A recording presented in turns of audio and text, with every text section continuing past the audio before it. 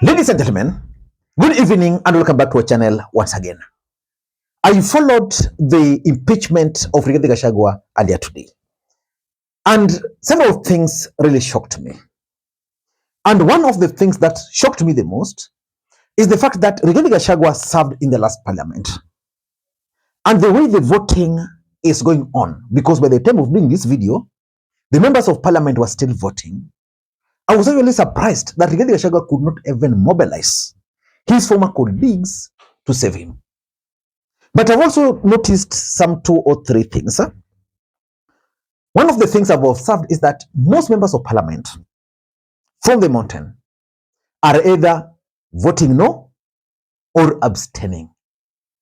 Why do you think the members of parliament from the mountain, especially those who are loud in support of the impeachment, have not changed their minds? Maybe the ground is hostile. One of the members of parliament who has actually abstained is Ndindi Nyoro. The second thing I've observed is that Wiper Party whipped their members of parliament to vote no. Most of them are actually voting no.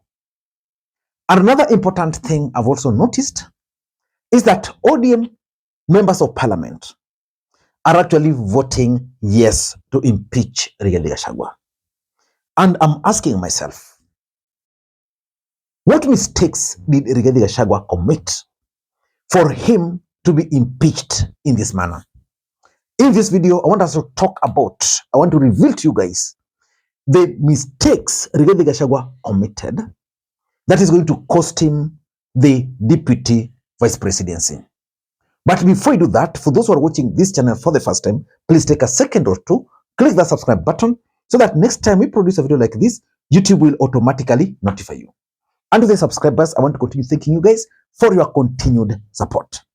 Because without that support, this channel cannot be where it is. Ladies and gentlemen, without any further ado, allow me to dive in. But again, before I dive in, allow me to also take this opportunity to thank the following people. You are seeing their names on the screen there for the coffee they sent to me earlier today. It goes a long way in supporting this channel.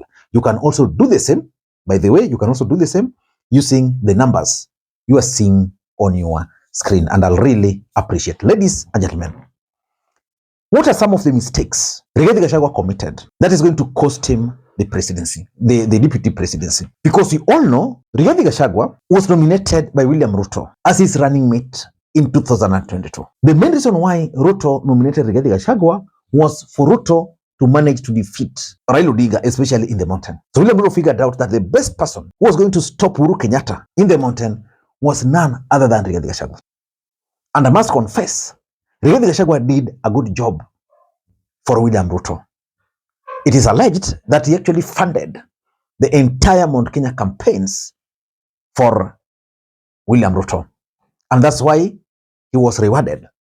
But remember, politics is a dynamic game. It keeps on changing. And it was also very clear that the nomination of Rigathi Gachagua in 2022 was not based on ideology. And I remember predicting that the fallout between Rigathi Gachagua and William Ruto was going to be worse than the one we witnessed between William Ruto and Uhuru Kenyatta. But the biggest question is, what mistakes did Rigathi Gachagua commit? In my view, the first mistake Rigathi Gachagua committed was to try to outshine the master. One of the cardinal rules of politics is that the master is always right. Rigathi Gachagua initially tried so hard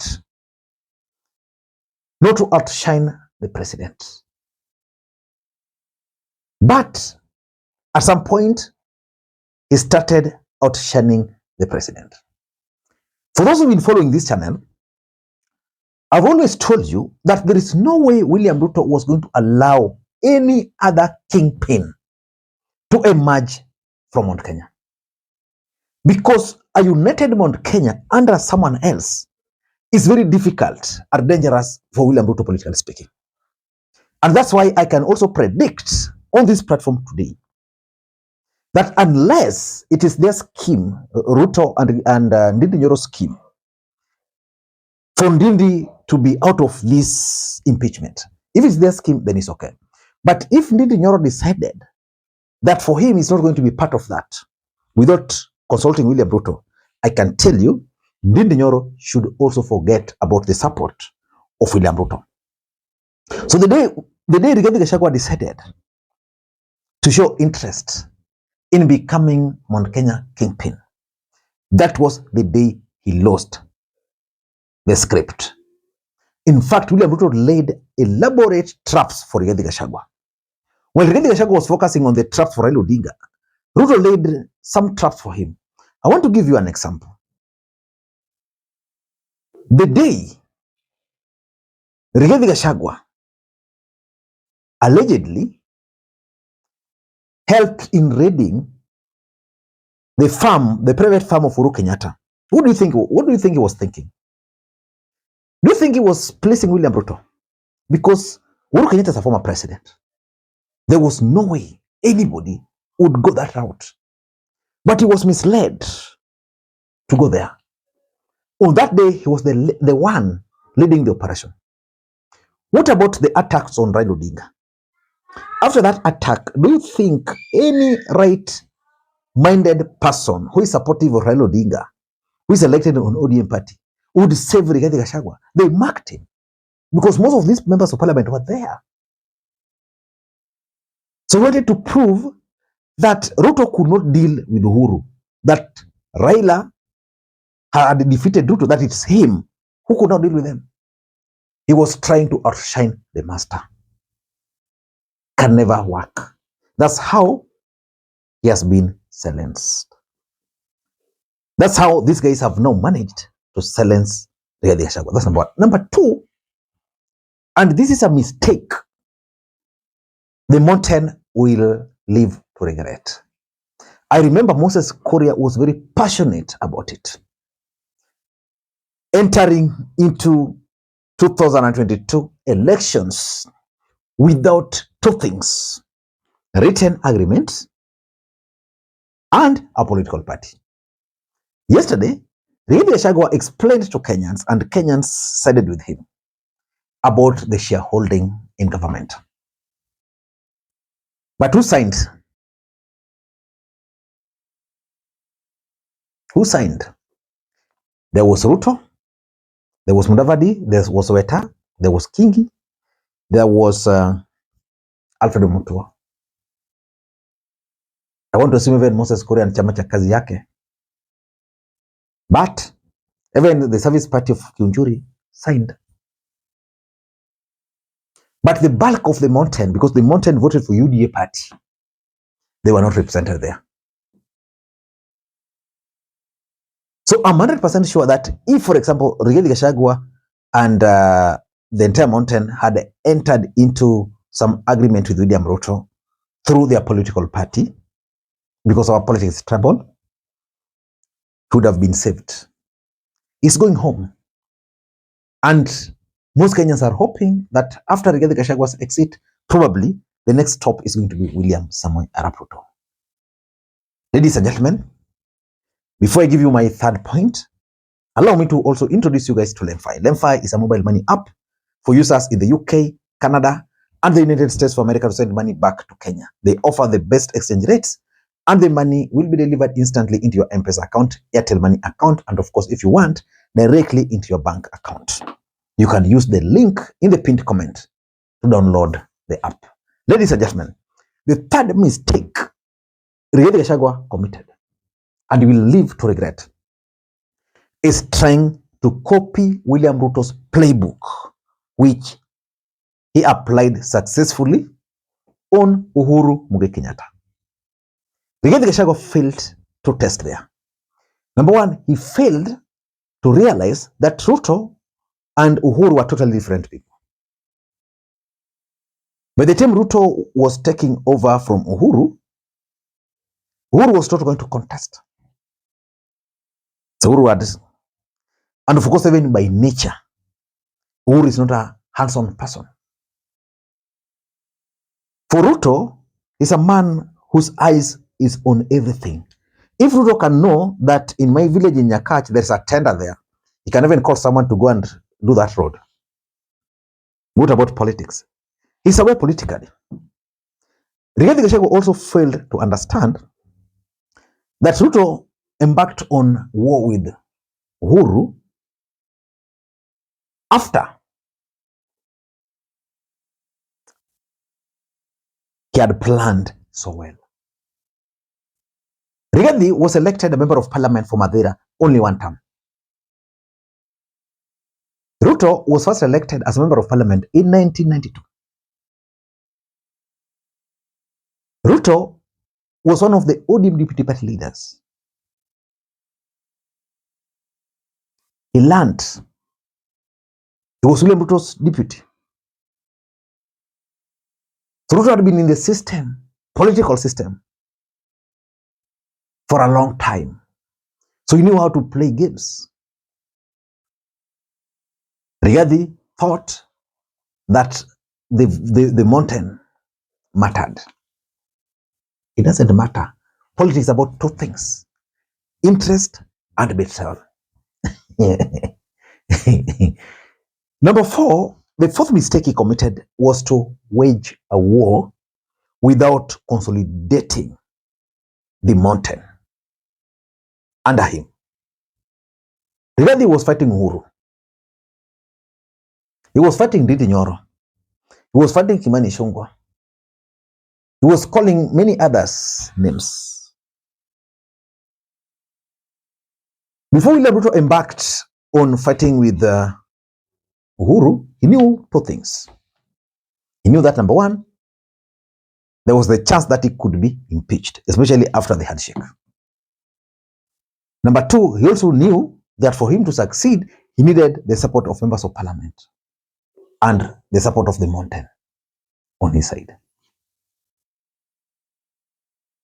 So that even when people like Kipchumba Murkomen were being kicked out of parliamentary leadership in the House during Uhuru Kenyatta era, Ruto knew at the back of his mind that he had numbers. I'm shocked that even Rigathi Gachagua's role member of parliament and the wife said no. So Rigathi failed to consolidate the mountain. If Rigathi Gachagua had the mountain wrapped under him, nobody would dare do whatever they're doing. Nobody. But he gave room. He will live to regret.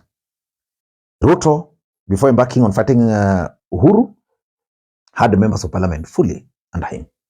In fact, they were on his payroll. People like Aisha Juma then were being paid 300,000 every week to go to the constituencies. Number five, which is the main mistake Rigathi committed, burning the bridges. I don't know whether to explain that or just pass it. What do you think? Rigathi stepped on each and everyone's shoe.